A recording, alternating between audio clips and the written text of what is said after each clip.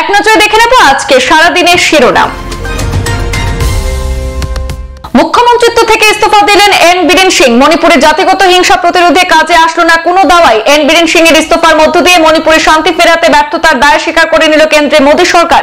স্বরাষ্ট্রমন্ত্রী অমিত শাহের সঙ্গে বৈঠকের পর ইম্ফলে ফিরে পদত্যাগের ঘোষণা। রবিবার বিকেলে রাজ্যপাল অজয় কুমার ভাল্লার হাতে ইস্তফাপত্র তুলে দিয়েছেন তিনি। পদত্যাগ করে বীরেন সিং লিখেছেন, মণিপুরের মানুষের সেবা করতে পেরে আমি সম্মানিত। গড়ের ভিতর জিপিতে প্রধানমন্ত্রী আবাস যোজনা নামে উৎকোচ নেওয়ার অভিযোগ। পিএম আবাসের কিস্তির টাকা আটকে দেওয়ার হুমকি দিয়ে টাকা আদায়ের অভিযোগ। অর্ধসমাপ্ত গড়ের কাজ সম্পূর্ণ করতে জিআরএস প্রাঞ্জল দাস 15,000 টাকা উৎকোচ চেয়েছেন বলে অভিযোগ। প্রাঞ্জল দাসের বিরুদ্ধে বিহিত ব্যবস্থা গ্রহণের দাবি ভুক্তভোগী মহিলার।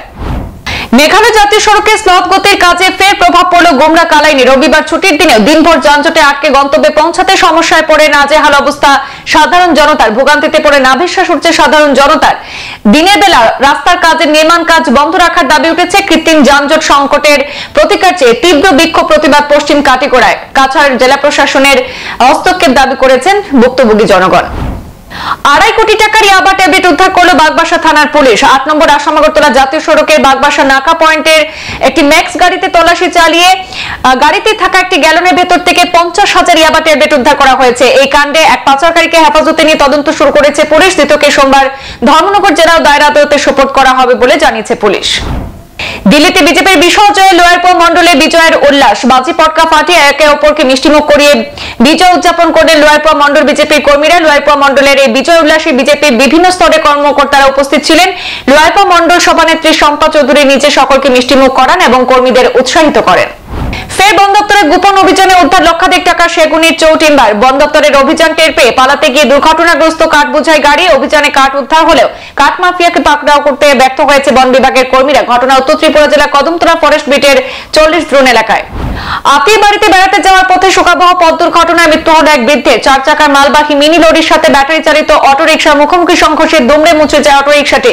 ঘটনাস্থলে এক বৃদ্ধের মৃত্যু সহ আহত হয়েছেন আরো 4 জন। আশঙ্কাজনক এক মহিলা। ঘটনা উত্তর ত্রিপুরা জেলার ধর্মনগর থানাধীন দিঘলবাগ লিংক রোডে।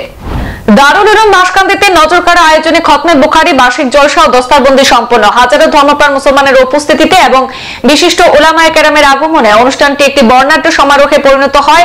এবারও বরাক উপত্যকা ছাড়াও রাজ্যের হুজাই, নগাঁও, ত্রিপুরা এবং উত্তর পূর্ব ভারতের বিভিন্ন স্থান থেকে অসংখ্য ধর্মপ্রাণ মুসলমানরা এই মহতী সমাবেশে অংশগ্রহণ করেন। ঠাকুর অনুকূল চন্দ্রের নবনির্মিত মন্দির উদ্বোধন হতে চলেছে দুর্লভছড়ায়। মঙ্গলবার সুদূর দেওঘর থেকে আগত ঠাকুর অনুকূল চন্দ্রের উত্তরসূরি বাবাইদার হাত ধরে নবনির্মিত মন্দিরটি শুভ উদ্বোধন হওয়ার কথা রয়েছে। উদ্বোধন পর্বকে ঘিরে এলাকায় সাজো সাজো রব। উদ্বোধন পর্বকে ঘিরে এলাকার ঠাকুর ভক্তদের মধ্যে উৎসবমুখর পরিবেশ বিরাজ করছে। জোর কদমে চলছে উদ্বোধনের প্রস্তুতি পর্ব। দিল্লি মুখ্যমন্ত্রী পদ থেকে ইস্তফা দিলেন অতিশী মার্লেনা। পদ্ম ঝড়ে আপের ঝাড়ু একেবারে উড়ে গিয়েছে। তবে কালকাজি বিধানসভা থেকে নিজের মান বাঁচিয়েছেন অতিশী মার্লেনা। রবিবার সকালে রাজভবনে লেফটেন্যান্ট গভর্নর VK সাক্সেনার সঙ্গে দেখা করে পদত্যাগপত্র জমা দিলেন অতিশী। রবিবার সকাল 11টায় অতিশী তার পদত্যাগপত্র জমা দিয়েছেন। রাজভবনে লেফটেন্যান্ট গভর্নর VK সাক্সেনার কাছে ওনার পদত্যাগপত্র প্রেরণ করেছেন।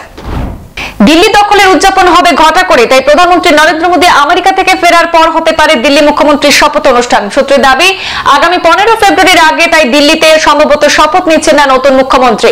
শপথ গ্রহণ অনুষ্ঠানে প্রধানমন্ত্রী, কেন্দ্রীয় স্বরাষ্ট্রমন্ত্রী অমিত শাহর পাশাপাশি বিজেপি শাসিত রাজ্যগুলি মুখ্যমন্ত্রী সহ এনডিএ এর শীর্ষ নেতারা উপস্থিত থাকতে পারেন। দিল্লিতে আজ যা হয়েছে কাল বাংলাতেও তাই হবে। আর 10% ভোট পেলেই 26শে বাংলায় ক্ষমতায় আসবে বিজেপি, দাবি ধর্মেন্দ্র প্রধানের। দিল্লি জয়ের পর বিজেপির লক্ষ্য বাংলা। 2026 সালে পশ্চিমবঙ্গে বিজেপি জিতবে বলে দাবি করলেন কেন্দ্রীয় শিক্ষামন্ত্রী ধর্মেন্দ্র প্রধান। দীর্ঘদিন পর আপকে ধরাশায়ী করে দিল্লি মসনদে ফিরে ভারতীয় জনতা পার্টি পশ্চিমবঙ্গ দখল করবে বলে আত্মবিশ্বাসী কেন্দ্রীয় মন্ত্রী। অন্যদিকে কেন্দ্রের বিরুদ্ধে মুখ্যমন্ত্রী মমতা বন্দ্যোপাধ্যায় লাগাতার বঞ্চনার অভিযোগ করছেন। এই সমস্ত দাবি মিথ্যা বলে দাবি করেছেন কেন্দ্রীয় মন্ত্রী। আগুনে পড়ে ছাই বস্তির 30টি বেশি ঝুপড়ি। মুহুর্মুহু সিলিন্ডার বিস্ফোরণের আওয়াজ। নারকেলডাঙ্গায় অগ্নিকাণ্ডে মৃত্যু হয়েছে একজনের। ঘুমন্ত অবস্থায় অগ্নিদগ্ধ হয়ে মৃত্যু এক ব্যক্তির। দুর্ঘটনাস্থলে দমকলের 16টি ইঞ্জিন পৌঁছে আগুন নেভায়। আগুন নিভলেও মারপিট শুরু হয়ে যায় নারকেলডাঙ্গায়। অগ্নিকাণ্ডে একজন মৃত্যু এবং অগ্নিকাণ্ড ঘিরে নারকেলডাঙ্গায় হুড়স্থুল কাণ্ড ঘটে। তৃণমূল কাউন্সিলরের বিরুদ্ধে তোলাবাজির অভিযোগ মেয়রের কাছে। বায়ুসেনা মহড়ায় নজিরবিহীন অঘটন আগ্রায় বিমান থেকে নেমে আসা সৈনিকের খুলল না প্যারাশুট। 1500 ফুট উঁচু থেকে সোজা আগ্রার মাঠে পড়লেও শোকাবহ প্রাণহানি ঘটেছে বায়ুসেনা জওয়ানে। প্যারা জাম্পিং করার সময় ঘটেছে দুর্ঘটনা। বিমান থেকে পড়া 12 জন সৈন্যের মধ্যে একজনের প্যারাশুট খুলেনি। 1500 ফুট উচ্চতা থেকে সরাসরি একটি মাঠে পড়ে গিয়ে ঘটনাস্থলে জীবন শেষ কর্ণাটকের শিমুকার বাসিন্দা জুনিয়র ওয়ারেন্ট অফিসার মঞ্জুনাথের। আবার ছত্তিশগড়ে মাওবাদী দমন অভিযানে নামলো যৌথ বাহিনী। রবিবার সকালে ছত্তিশগড় পুলিশ জানিয়েছে, বিজাপুর জেলার গুলি লড়াইয়ে 31 জন মাওবাদী নিহত হয়েছে। তবে পাল্টা হামলায় 2 জন নিরাপত্তা বাহিনীর সদস্যেরও মৃত্যু হয়েছে। গুরুতর আহত হয়েছেন আরো 2 জন। তবে এখনো দুপক্ষের গুলি লড়াই চলছে। সপ্তাহখানেক আগে এই বিজাপুরে যৌথ বাহিনীর এনকাউন্টারে 8 জন মাওবাদী মৃত্যু হয়েছিল। শনিবার রাত থেকে শুরু হওয়া গুলি লড়াইয়ে 12 জন মাওবাদী মৃত্যু হয়েছে বলে খবর। রবিবার দুপুরে ফের আগুন লাগলো মহাকুম্ভের 19 নম্বর সেক্টরে। আগুনে পড়ে গিয়েছে একটি তাঁবু, তবে কারো আহত হওয়ার খবর নেই। প্রাথমিকভাবে দমকলের অনুমান, তাঁবুর মধ্যে একটি গ্যাস সিলিন্ডার থেকে গ্যাস লিক করে আগুন ধরেছিল। আগুনের খবর পেয়ে সঙ্গে সঙ্গে দুর্ঘটনাস্থলে পৌঁছায় দমকলের 3টি ইঞ্জিন। মিনিট 10 মধ্যে আগুন নিয়ন্ত্রণে চলে আসে বলে জানানো হয়েছে। শিরোনাম এই পর্যন্ত। বিস্তারিত খবর পেতে অবশ্যই চোখ রাখুন পূর্বাঞ্চল প্রতিদিনে। ধন্যবাদ।